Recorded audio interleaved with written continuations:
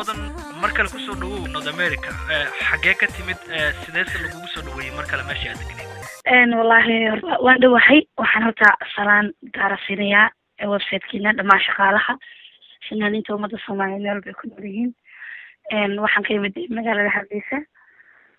waddanka Soomaaliland man ka imiday aniga waliba xabaar joogay oo booqasho dal ku tagay waxaan aad u mahadcelinayaa markoowaad mar labaad iyo mar saddexaad intaba sinaaninta xidigaha geeska oo ah sinaaninta sanadan dadka si weyn looga dhageysto meel kasta afka Soomaaliga looga hadlo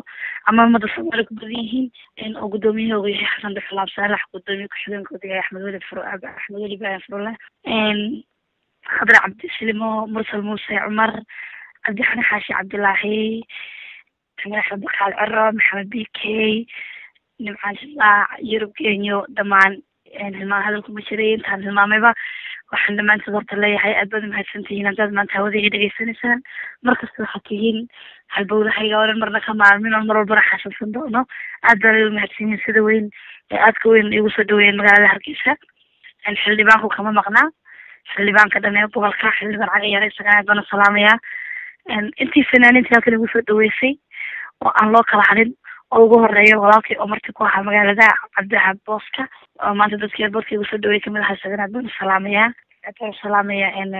fanaaniinta halkan ugu yimiday maanta eerbadka sida weyn ugu soo dhaweeyay Maxamed Ismaaciil Raxmad Roos waxa kaloo ka salaamaya Maxamed Alta isagoo ugu jira fanaaniinta halkan ugu soo dhaweeyay Cumar Shooli dhamaan idinka wallahi aad baan hadaan la waxaan salaamaya kulay salaamku ma gaarsiinayaan malaynay hodan markaad Hargeysa tagtay hal mar baad aad markaa usoo bandhigtay heese isdaba jooga sida aan ka aragnay internetka laga arkay marka ma la isdhihi karaa heesii North America aad muddo aad u aruurinaysa ayaad xagga la kusoo samaysay oo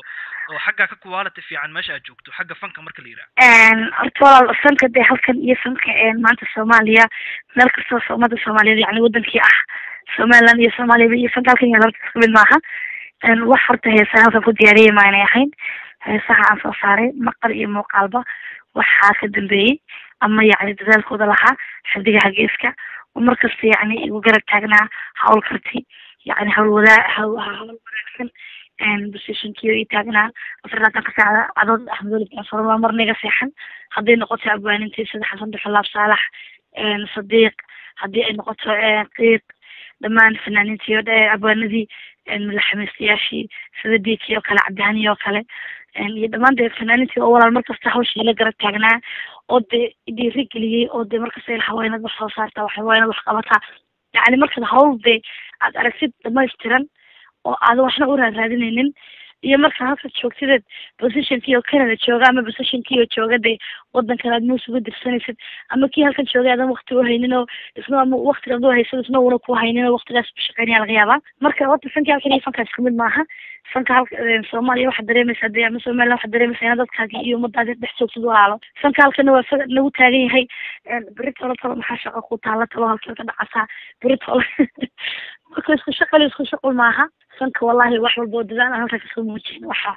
iskale mahadda xidigaha geeska dhamaan sida u leeyihiin madaxamiiste musician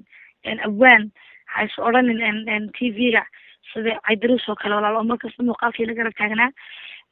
wallahi waxa hawl qabtay baan aniga way yaraydo meesha ma soo istaagay oo heesayeen laakiin inta badan waxa hawsha iska lahayd ama iska lahaa kooxda xidigaha geeska markastana iga mudan xasuud markastana iga mudan qadarin walaalo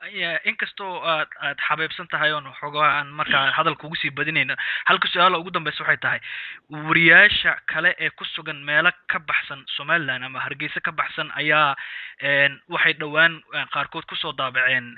Facebook-gooda waxay ku soo daabaceen inay kula soo xiriireen marka Hargeysa joogtay laakiin aad diiday inaad waraysi siiso maxaa arintaa ka jira walaal aniga horta markii uu saxir ku soo hadlo ama qof fariya ah uma maleynayaan anigu waraysi ay leeyihiin aan diidayo because waraysiga qofka bini'aadamka wuxuu ka waraysan iyo wafankaagii iyo horumarkaagii markasta aan taas waxaan u ordayno cararayno kolley tawlaan uma arag website soo qoray hase haddii ay jirto aniga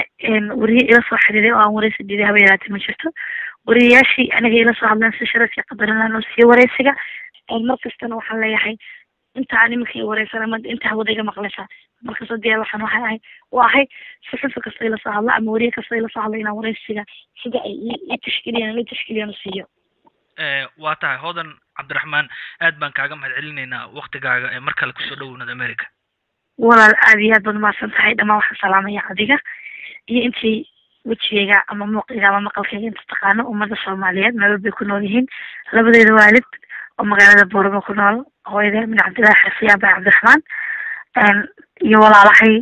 meel kasta ay maqalkayga maqlayaan ama ay iga dhageysanayaan hawadan salaam soo marinaya walaal ma yar hargabsan tahay mise heesihii badnaa oo aad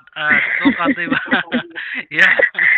maya walaalo after a long way kale wadanka North America waxaan ku suganahay 2 saacadood waana dareemi kartaa qofta 17 hours and a half flight soo raacay plus another 8 hours dad badan isweydiin kara hodan codkeeda aad ku macaanaa xoogaa caaw waxaad moodaa horta markasta ma jirayo dee ibni aadan baa tawadaaleysaa laakiin bal markaan taala wax temporary bal haddii lagu yiraahdo markaan hal hees qac kasii ma suurtagal ma noqon kartaa is leedahay xiriirka bilaamay